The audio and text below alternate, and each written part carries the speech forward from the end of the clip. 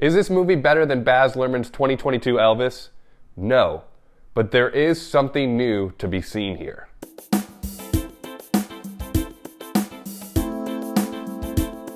Priscilla is directed by Sofia Coppola and stars Cailee Spaeny as Priscilla and Jacob Elordi as Elvis. You know, what I really appreciate about this film is it stays very close to the source material. This is based off the book that Priscilla co-wrote called Elvis and Me, that deciphers through her entire relationship and really pulls back the curtain of their marriage. And to everything I've researched and everything I've seen, it stays very true to the book, it stays very true to the source material, and Priscilla herself is an executive producer on this film. So with all that being said, I feel very confident that everything here is being depicted in an accurate manner, or at the very least the way that Priscilla felt in these moments of her life. This is definitely not a standard Elvis movie by any means. Besides the fact that Elvis is a supporting character, this is a very quiet, a very intimate film about a love story, about a relationship, about the manipulation and toxicity of that relationship, and the slow progression and spiral downfall of this relationship. This movie is solely told through the perspective of Priscilla. So everything that she sees, we see. Everything that she feels, we feel. And so it's nice for her perspective and her story to be told, because although this isn't my favorite movie of the year by any stretch of the means, I think there is a valid reason for this movie to exist, and it says something new, and it brings to light a different perspective on the whole Elvis mania. And a majority of her time in her relationship is spent in the confines of Graceland. And they really depict Graceland as almost a prison for her. Obviously, they have the walls around the property and the gate. She's not allowed to start her own career or go out and have her own life and do her own things. Elvis very much wants her to be on standby for him at any and every moment. And so that means she's stuck in Graceland, and when he's out on a film or he's out on tour or whatever it may be, she's left at the house and it's empty, it's silent, and it's a very beautiful juxtaposition of when Elvis shows back up, and it's lively and it's fun and it's bright.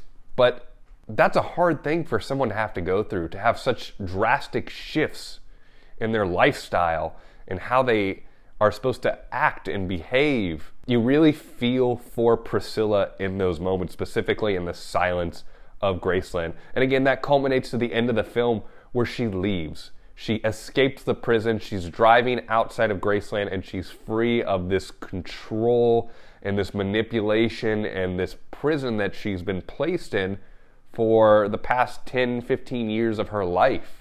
I gotta say, probably the best thing about this film are the performances. Cailee Spaeny does a phenomenal job portraying Priscilla.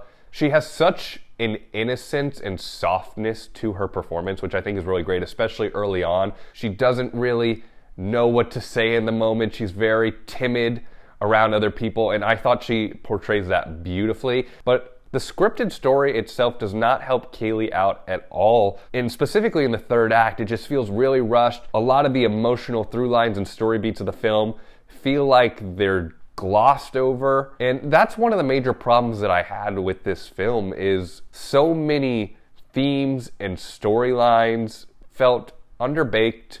They felt like there was a lot more potential to dive into and explore, and it's just glossed over. Obviously, the culmination of this film is when Priscilla decides to leave her marriage with Elvis, to leave Graceland. What I felt like could have been an incredibly powerful moment felt lackluster. And that's because the 10 or 15 minutes prior to the climax of the film, Priscilla and Elvis were already living separate lives and completely removing herself from her life with Elvis. And I feel like that weight wasn't there because we already saw her, in a sense, leave. She was just making it official at this point. Whereas if they hadn't given us that part of her life, and you don't know what's next, I think we would have felt that more, but she'd already established herself of what life after Elvis, what life without Elvis looks like. And I think that didn't play well for the film. Besides Cailee Spaeny as Priscilla, Jacob Elordi as Elvis is a rock-solid performance. And I gotta say, this Elvis performance is a much different depiction than the Baz Luhrmann film that Austin Butler is in. My wife puts it really beautifully. Jacob Elordi and Austin Butler were both perfectly cast for their respective films, but they could not flip-flop in each other's films. Jacob Elordi gives a much quieter and softer performance because that's what the nature of this film is. I do have to say though, his Elvis voice is phenomenal. And that's something that Priscilla also made note of, is she was taken aback by the voice that he was able to perform in his audition.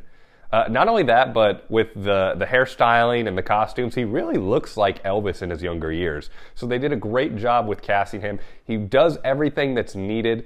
He has some controlling and manipulative nature within the film, but you also don't doubt that he had a real strong sense of care for Priscilla, but he was easily influenced by those around him. Overall, I would say Priscilla is a strong movie. It has a strong sense of tone.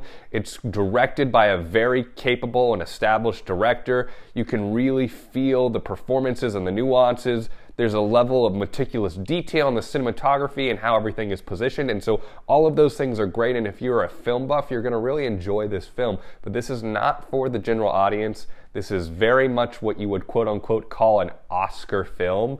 And so if you're going to plan on going to see this film, take that into consideration. So what did you think of Priscilla? Have you seen it yet? Are you going to go see it? I'd love to hear what you had to think of it in the comments below. And as always, make sure to like and subscribe to Fellow Dude and Dude Reacts on YouTube.